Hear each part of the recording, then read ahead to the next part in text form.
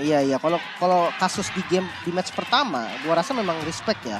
Karena jungle Indonesia dan mid Indonesia ini power banget nih dua hero ini. Ternyata sama di Filipina juga. Apakah memang mereka punya masalah internal sama Link dan juga Kayak Yves? kayak aku kalau ngeren nggak mau ketemu sama Blue Arlot.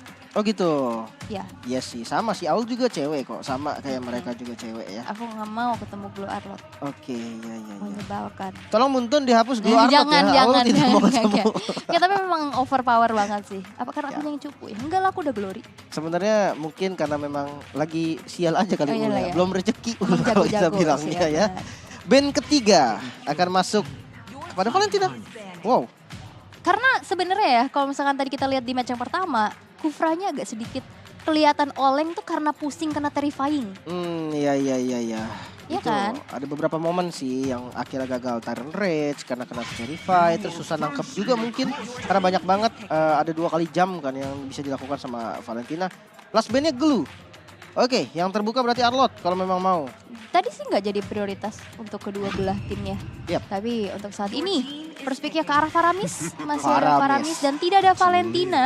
Maka dari itu tidak akan ada double cold altar. Oke, namun bayaran apa yang harus mereka terima? Fredrin 1. Oke, untuk yang kedua apa? Mid-nya kah? Mid-nya masih open ke arah Parsha mungkin? Atau kalau mau ditaruh di akhir bisa surprise pick juga? Yes, ditaruh di akhir sepertinya. Wow. Fredrin jungle, Arlot XP lane kemungkinan besar. Arlot yang tadi sempat dilupakan ya, nggak di ban, nggak di pick, sekarang muncul sebagai prioritas untuk tim dari Filipina. Berada di area XP, aku belum lihat gameplay Arlot dari tim Philippines. Dan sekarang Martis yang kembali diamankan untuk teman-teman dari Kamboja dan Lapu-Lapu. Masih dengan metode tabrak gaming ya, mereka suka banget pakai hero-hero yang benar-benar melee. Ya, harusnya begitu ya. Tapi yang penting Martis ini keras udah pasti 1 dan itu harusnya jadi power pick juga loh. 2 kali dua-duanya diambil di pick yang kedua langsung. Berbeda sekarang ada Lapu-Lapu yang bisa mengincar ke backline dan ini enak banget buat ngelawan Parsha sebetulnya. Tanpa ragu Parsha tetap diambil. Karena memang belum ada gold laner yang dimunculin kebetulan dari keduanya bahkan. Parsha lumayan enak banget nih ketika dia melawan marksman yang memang dia nyari range jauh gitu kayak Melissa. macam Leslie, Melissa. Itu enak banget karena Vita Strike ranknya lebih jauh. Nah, Betul. biasanya kan minim item defense ya. Ya. Marksman seperti yang tadi kita sebutin itu enak banget buat dipok pakai Vita Strike. Oke, dan ternyata Moskov yang di ban terlebih dahulu. Oke. Karena memang untuk sekarang kalau aku lihat ya dari pola banning dan juga pick-pickannya dari SEA Games kali ini, mereka tidak mengutamakan dari segi gold lanernya. Ya, selalu di fase kedua ya. Ya, selalu di fase kedua. Mereka coba untuk ngambil hero setupnya dulu, ngambil hero yang bisa ngambil objektifnya juga. Oke. Dan biasanya kalau misalkan emang belum ada marksman yang diamankan, banning phase yang kedua banyak nih mulai ketutup. Biasanya gitu sih, disempitin lah ya. Mm-mm. Yang untung mana? Yang second harusnya karena dia pick duluan nanti 1. Namun Atlas ternyata romernya juga dipersempit oleh teman-teman dari Kamboja. Walaupun dia masih belum punya romer, nggak ada masalah. Dia bisa tutupin beberapa romer setup. Dan Atlas ini sama ya, bandnya nggak jauh sebenarnya nih dari Kamboja nih. Cuman bedanya di Fanny doang. Tadi ada Fanny di match pertamanya. Sekarang ditukar sama Valentina. Beatrix pun ditutup menjadi last band untuk Filipina. Oke. Dan kalau misalkan mau nutup ke area romernya lagi, Grok juga masih bisa banget untuk tutup loh. Grok ya, Ya, Kaja mungkin bisa juga. Kaja juga bisa. Tapi kalau misalkan mereka kan mau coba untuk menghindari hero-hero yang punya CC dan area of effect yang besar ya. Tapi ternyata ke arah gold lane ya, dipersempit. Cloud Oke. kembali di ban. Atau sebenarnya ya kalau dilihat dari hero-hero yang dari pick Kamboja, ada satu romer yang enak banget untuk Filipina. Akai. Dia bisa Oh, iya. ngebubarin ketika dari altarnya dibuka nanti, bisa combo juga sama Arlot. Tapi Akai romer itu udah tipis banget sih sementara untuk pick rate-nya sekarang udah jauh banget dari kata meta. Tapi masih oke loh. Oke. Masih bisa loh. Rata-rata masih dipakai di jungle loh. Kalau Iya di sih. romer itu jarang. Bukan nggak ada tapi jarang. Jarang dulu. Iya. Oke. Tapi ternyata adalah Melissa. Gold laner. Karena balik lagi, Kamboja ini tipikal yang mainnya draft tabrak gaming. Mereka coba untuk main team fight 5 versus 5. dengan adanya Melissa, kita tahu dia punya multiple damage juga ya Yap. dengan Eyes on You-nya. Enak. Dan apalagi nggak ada counternya yaitu Varsha. Salah satu counter dari Melissa kalau menurut aku adalah Varsha. Dengan Ya, range ya, yang jauh dan bahkan go away pun bisa tembus dengan tetesan Feather Eye Strike. Makanya nih, enak banget nih Melisanya bisa jaga posisi di belakang. Cuman menurut gue Faramis juga bisa lah ngasih damage tipis-tipis. Yang penting setupnya nanti rapi. Apakah kajanya dipakai sama Kamboja nih? Untuk jadi inisiator gitu kan. Atau dia pakai counter setup lagi. Kufra, Kari diambil untuk ngisi gold lane. Dan lihat gak terlalu jauh lagi kan range-nya. Dan bahkan Lolita. Lolita. Ini mereka mainnya bener-bener team fight yang Banget. UBA ya. Bisa dibilang gitu, bisa dibilang. Tapi ya paling nggak Karinya harus dikasih farming dulu nih. Gimana caranya Kari punya 3 item. Nanti kalau udah bisa join baru itu strong banget. Oke. Dan last pick yang akan menentukan untuk di area Rome untuk tim dari Filipina. Melihat adanya Lolita, ini Grok juga enak banget loh untuk bisa cancel. Grok. Iya, mereka kan main rapat. Iya, Mereka iya. Kalau misalkan ketabrak wall charge bisa kena banyak. Bisa cancel lolinya juga. Bahkan bukan cuma sekedar dari wall charge-nya, barrier-nya aja tuh bisa cancel. Dan ternyata Kaja yang pick off. diamankan. Berarti mau cari pick off dia ya. Dengan kombinasi Kaja dan Parsha, itu cepet banget sih rotasinya. Clear mid-nya cepet, mobilitas Parsha juga cepet banget nanti. Jadi enak untuk menangin gerakan di awal entah ke gold lane ataupun ke XP lane ataupun invasi jungle. Ini possible banget dilakukan oleh teman-teman dari Filipina. Oke, dan itu dia dari draft yang akhirnya sudah kita lihat. Dan talent prediction, kita berdua Satu suara. memprediksi ke arah Filipina ya. Bukannya Iya. gimana nih Kamboja nih, mohon maaf nih. Tapi memang secara gameplay yang tadi udah kita lihat ya dari Kamboja ini masih banyak banget miss-move. Betul, sebenarnya gue agak bingung tadi. Kamboja nggak yang gimana kok dia Iya bisa ya. set up, bisa nge-trade juga. Tapi gue penasaran aja sama Filipina bakal gimana gitu kan dari timnas ladiesnya Tuan dia. rumah bebas deh. Tuan rumah bebas. Warlock.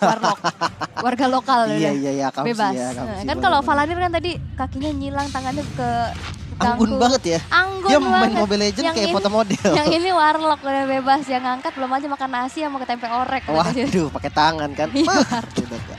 Lapar ya lu. Belum aman. Dan ini dia teman-teman. Sebentar lagi kita akan masuk ke Lane of Down di mana udah muncul juga 10 hero dari kedua tim. Dan ini dia match kedua kita. Yap, yang kita lihat juga di area mid clear cepet sudah menjadi jawaban ya untuk teman-teman dari Filipina. Metode Jabar. Wah, dan bahkan Dapat ya? dapat ya. Dapat itu naik explorer. Iya dapat loh. Ya, Dan itu lumayan. ganggu-ganggu cuma kena ring of order doang. Ya itu keselin banget tau, serius dah. Kayak jungle tuh kehilangan satu yang keambil sama romer lawan tuh kayak moto XP tuh jadi bener-bener banyak. Kena pasifnya aja tuh kena slow kan. Kalau Iya. yang nyamber-nyamber ke belakang. Memang ganggu dan jangan lupa untuk Faramis sendiri menurutku Faramis itu salah satu strong landing di mid lane. Karena pasifnya dia itu ngedukung buat dia lebih sustain. Dan damage-nya juga gak main-main tau. Dari skill-skill itu sakit banget. Burst ya. Burst, bisa kabur. Ngepok juga. Dan apalagi kalau misalkan stacknya udah banyak juga waktu respawnnya nggak lama.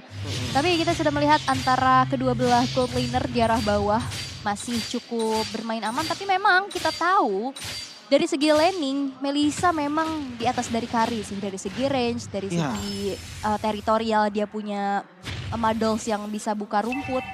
Melissa dia kuat banget landingnya. Apalagi karena spell dia inspire kan. Itu enak banget buat 1 lawan 1. Bahkan sama Moskov pun selama Maddles-nya kena sama-sama buka inspire, Melissa akan menang poking damage. Selama Maddles-nya kena. Hitungannya double hit soalnya. 2 kali hit. Sama Melissa yang nggak nancap di tembok ya. Nah itu udah susah tuh kalau Melissa-nya udah kepantek di tembok tuh udah susah.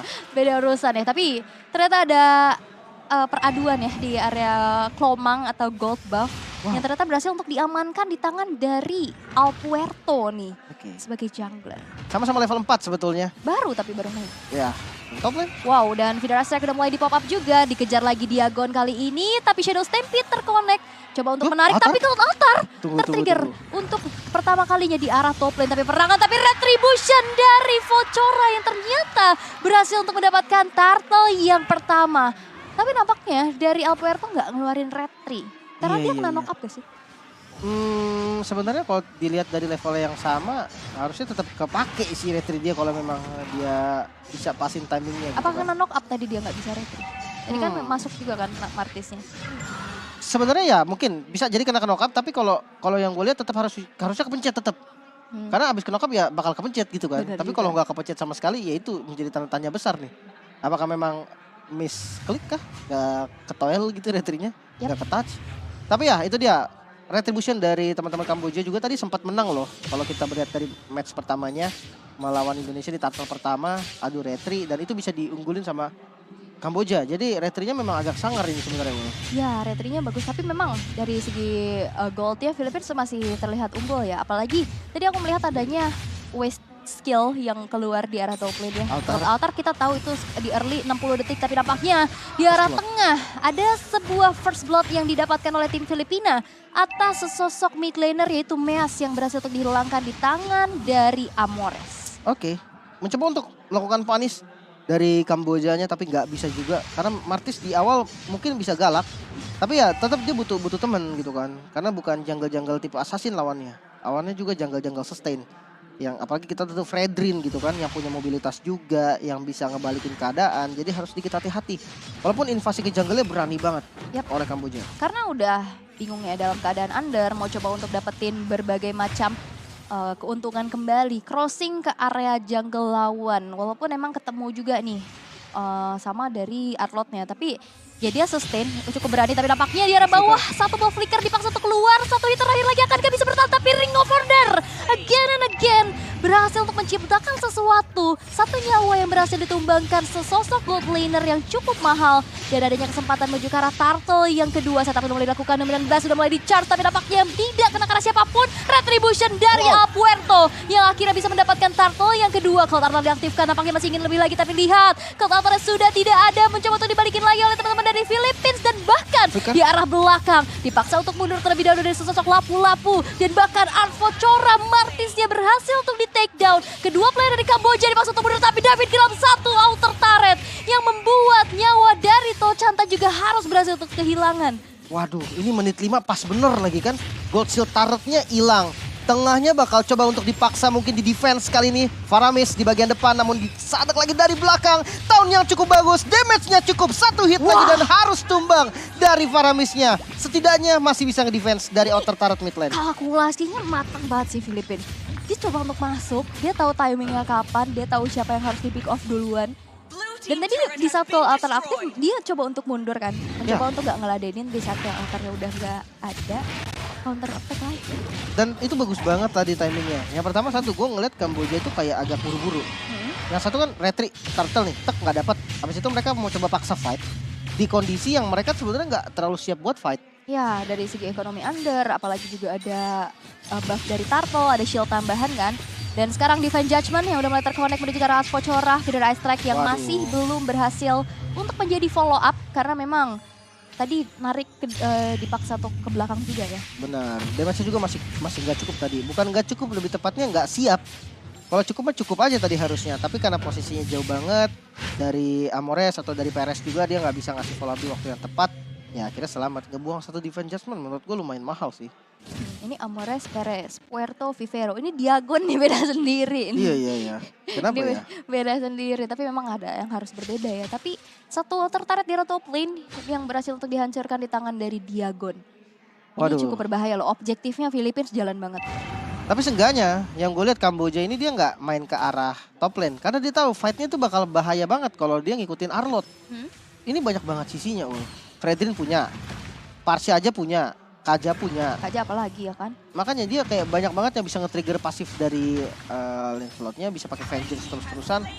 Itu yang dihindari gitu kan. Kamboja nggak mau ngambil resiko untuk fight di dekat sama Diagon. Dia coba untuk ngambil rotasi ke bottom lane, ke arah gold lane-nya walaupun sebenarnya hasilnya belum kelihatan nih. 0-5 sementara. Oke, tapi nampaknya teriakan-teriakan di venue ya. Mencoba menambahkan semangat, tapi conceal play dari Vivero nampaknya masih belum bisa mempick off siapa-siapa. Tapi ada outer turret di arah mid dan juga bottom yang hancur secara bersamaan. Oke, pertukaran lagi Kamboja.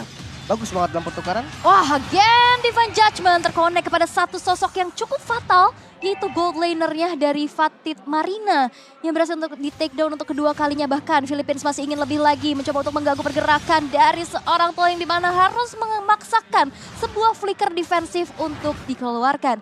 Tapi kita bisa lihat juga invasi jungle yang sudah dilakukan oleh Philippines membuat Kamboja makin tertinggal jauh. Oke ya, buffnya diambil dan inner turretnya lagi dicicil juga. Masih bisa di defense memang. Namun lihat pressure yang diberikan oleh Filipina. 6.000 gold keunggulan ya, sekitar 6.000 gold keunggulan oleh teman-teman Filipina. Ini menjadi tombak utama juga. Top lane-nya nggak di-clear sama sekali karena dari keduanya menurut gue memang bukan hero-hero yang bisa manjangin lane. Jadi masih fine aja. Fokusnya ke arah bottom lane dan hati-hati kali ini Arlotnya udah mulai join. Yap, Arlotnya juga udah mulai aktif ya untuk berada di arah bawah. Tapi Final Slash sudah mulai dibuka. Vengeance mencoba untuk menusuk keberadaan dari lapu-lapu dan dipaksa untuk mundur terlebih dahulu. Tapi memang dengan adanya lapu-lapu tersebut masih bisa mendefense juga nih inner turret di arah bawah. Masih cukup aman, masih bisa di-spam terus-terusan. So dari segi item dengan keunggulan network sekitar 6.000 network. Perbedaan item pun udah mulai terlihat nih, mungkin ke arah mid lane-nya. Clock of Destiny yang sudah jadi untuk teman-teman Kamboja, tapi belum ada Lightning Transient-nya. Sementara kalau kita ngelihat dari Filipina, udah jadi nih Lightning Transient-nya. Otomatis damage burst-nya itu bakal dipegang sama Filipina. Tapi ya, bukan hanya dari mid lane tadi perbedaannya, bahkan dari gold lane-nya pun sama, XP lane dan jungle-nya juga. Jadi 6k gold yang diungguli sama Filipina menurut gua ini rata, bukan cuma di satu orang. Yap, walaupun kita bisa lihat ya Amores di sini 100% kill participation loh dengan 303, tapi nampaknya masih ingin lebih lagi dari Kamboja. Dan tapi ada sebuah divine judgment yang again berhasil untuk pick off satu player. Cloud Altar udah nggak ada lagi karena Kocil. bakal coba untuk dibalikin dengan Cold Play yang kali ini dikeluarkan oleh teman-teman dari Philippines. Dan lihat damage multiple dari My Eyes on You dari seorang Melissa yang membuat dari Kamboja kali ini harus hilang dua playernya, membuat tidak akan bisa mengontes ke arah Lord yang sekarang muncul. Oke, free Lord artinya untuk teman-teman dari Filipina. Bukan jadi Lord Enhance, memang belum Lord Enhance. Tapi ya sekali lagi, Lord yang pertama memang dipakai buat ngabisin inner turretnya terlebih dahulu. Kebetulan memang masih ada 3 inner turret yang berdiri tegak dari Kamboja. Dapat gold dari Lord Slain, dapat gold dari seandainya 3 inner turret bisa dipecahin nanti. Itu keuntungannya udah banyak banget. Mungkin bisa jadi 9.000 nanti keunggulannya. Bahkan hampir 10.000 mungkin, 9,5. Yes, dan dari Kamboja agak sedikit apa ya, mereka kurang hero yang untuk bisa buka map. Ya, Mungkin mau nggak mau. dari Martis, tapi Martis kan kita tahu ya dia pembawa retribution di dalam satu buah team fight. Dia harus masuk di dalam timing yang pas juga. Kalau misalkan dia ada di garda terdepan, yang tadi kita lihat ya dengan damage taken tertinggi, dia udah kecicil duluan. Sebenarnya bisa aja Martis di bagian depan, tapi backupnya harus cepat. Karena Martis ya kalau dia udah pakai skillnya, Mortal Coil, Asura Aura, itu dia udah kagak bisa selamat lagi. Tapi ini udah 8.900 sebenarnya. Makanya nih kalau dapat lagi turret mid juga udah hampir 9.000. Conceal, tapi Vivero kali ini mencoba untuk langsung saja mempick up satu orang, tapi nampaknya masih belum terkonek karena siapa-siapa. Dan membuat si Vivero kali ini harus kehilangan nyawa untuk pertama kalinya. Satu poin eliminasi, tapi lihat damage-nya sakit banget dari Melissa dan wipe out. Tercipta di tangan dari Philippines dengan Lord yang masih belum terdef, tapi Maniac diamankan oleh Diagon sebagai Arlot di sana. Lord bakal coba untuk dikawal, base turret di arah bawah bakal coba untuk dihancurkan. Tersisa Farami sendirian, mampukah bertahan? Mampukah mengusir mundur pergerakan dari Philippines? Tapi nampaknya tidak karena fokus dari Philippines langsung ke arah base dan kemenangan untuk Filipina. Wow. Kalah lagi dari Kamboja, 2 kali kekalahan dan akhirnya harus menghentikan langkahnya dari group stage SEA Games kali ini. Filipina menang dengan bisa dibilang lebih ganas bahkan dari match pertama tadi.